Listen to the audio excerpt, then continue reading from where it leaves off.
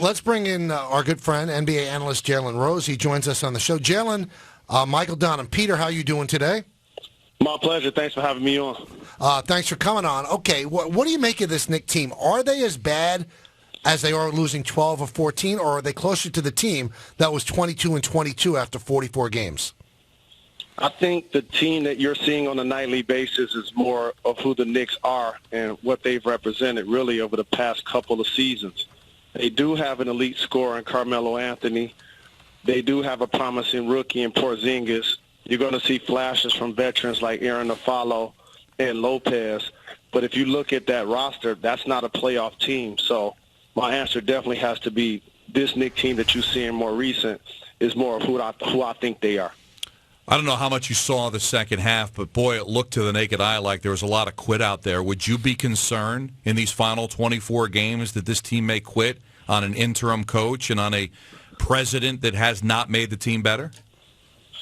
If this will make you feel better, when teams go on losing streaks like that, they didn't just start quitting in the fourth quarter of yesterday's game. That's the team that's been on the floor here recently that the fans have gotten a chance, unfortunately, to pay their hard-earned money to see. It's really been disgraceful as an NBA fan, as a former Knick. I actually had a shot of espresso with the team. I look for them to do well, root for them to do well, even just because being a former Pacer, seeing those old Knicks teams brings me back thinking about Patrick Ewing and Charles Oakley, Anthony Mason, John Starks, a team that made it to the finals in 94, a team that made it to the finals in 99. However, a franchise that hasn't won a championship since the early 70s. Now, Jalen, one thing that we battle here almost on a daily basis is that many Knicks fans put a lot of the blame on Carmelo. We don't. I mean, he's the least of their problems, but, coming from you, maybe it's going to mean more. How much of this falls on Carmelo's shoulders? Some of it falls on his shoulders based on the navigation of getting to New York. I talked about this with Kevin Durant's free agency pending. The grass isn't always greener if you're an all-star caliber player. Darren Williams forced his way out of Utah. Didn't work so well with the Nets. Hasn't been an all-star since. Dwight Howard forced his way out of Orlando. Been with a couple of teams since. Still hasn't found happiness seemingly in Houston. Carmelo Anthony, the same with Denver. And Chris Paul with the Clippers, who's playing on a better team. So there were a couple of players that were able to do it and be successful. LeBron James going to Miami, but what was he doing? He was going to join one of the all-time puppet masters you guys were just describing, Pat Riley. So for Melo, if you look at the top teams in the league, they have two guys playing at an all-star level. The contending teams have three or four. The Knicks roster is not really an NBA roster from top to bottom. And so based on that, he doesn't have much to work with. I know a lot of people look at the box score and say, man, he's averaging 25. How come the team isn't doing better? Somebody has to score, especially when your defense is giving up over 100 a game. When you look at where he is in his career and where the Knicks are as a franchise, can they compete for a championship with Melo still being the number one player? I don't think the Knicks at this point are going to be able to be a contending team with Melo as their best player.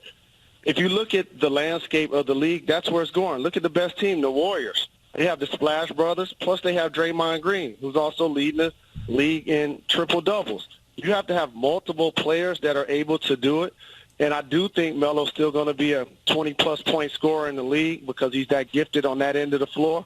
But if the Knicks are going to be a championship-level team, I think it's going to be because a notable player joined the team to play with Carmelo as opposed to him lifting the New York Knicks to title contention.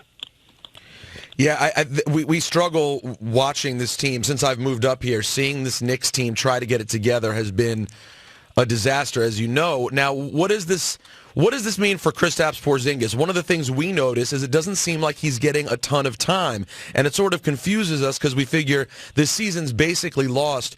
Don't you want to get this guy more minutes? As a guy who understands the league better than we do, certainly, how do you view that? Should Kristaps be getting more time, or is this the thing where they don't think necessarily he's physically strong enough to be getting a ton of minutes at this point in his career? You want to idle rookies up, kind of like you saw with Karl Anthony Towns earlier in the year. I'll rewind Karl Anthony Towns 2 seasons.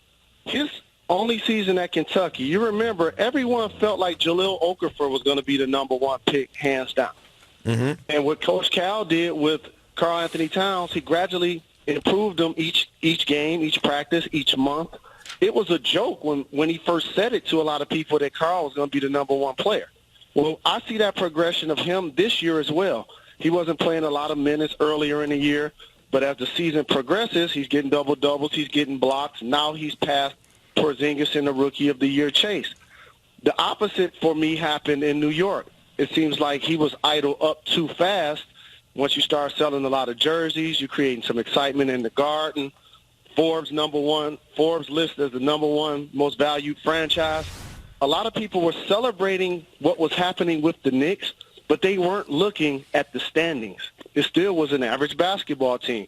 So I do think they're trying to protect him some by not playing him a lot of minutes. But since it's such a lost season, I'll just put him out there and let him play basketball. I remember laughing at the Knicks saving minutes for Amari Stoudemire. I'm like, what are they saving his minutes for? Right. They paid him $100 million to come there. I'm confused. And now he's playing in Miami. So I'm with Jalen Rose, our ESPN analyst here on the Michael Kay Show. Jalen, how difficult is it for a coach, in this case Kurt Rambis, to have to sit down Jose Calderon, a veteran who's done good things in this league, and say, listen, you just can't cut it anymore? I played with Jose early in his career in Toronto, and yes, I think he has expired as a starting point guard in the league. And so for the Knicks, that's something that I'm surprised they hadn't addressed coming into this year with him. Those conversations aren't as tough as you think because the film doesn't blink. So you bring a guy in, you show him his deficiencies, and he's a professional. He understands it whether he agrees or not. A personal question for you, Jalen. You doing the show with Jacoby 5 nights a week for ESPN Radio. Now they're doing the Saturday night games, and then you did Sunday too. How's that schedule feeling these days? All in a day's work, literally. Enjoying what I'm doing. Thank you for the mention. Monday through Friday, Jalen and Jacoby, 7 to 9 Eastern. We also air each night on ESPN2.